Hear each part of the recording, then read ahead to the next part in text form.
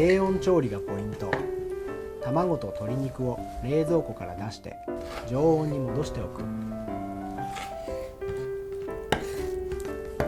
鶏肉はそぎ切りにしてなるべく火が入りやすくする。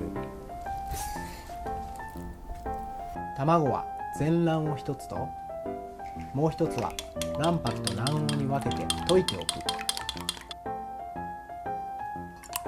食感を良くするためにあまり溶きすぎないのがポイント。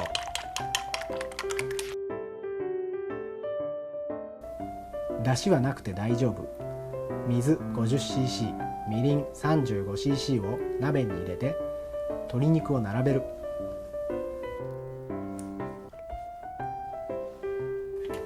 最初から弱火でゆっくり火を入れる。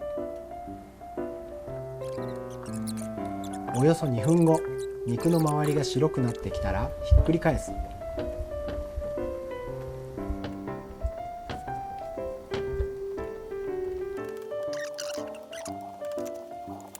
沸きそうになったらさらに火を弱める。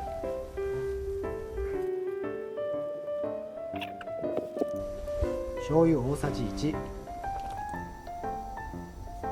溶き卵1個、分けておいた卵白を入れてさらに2分半ほど沸かさないように煮る。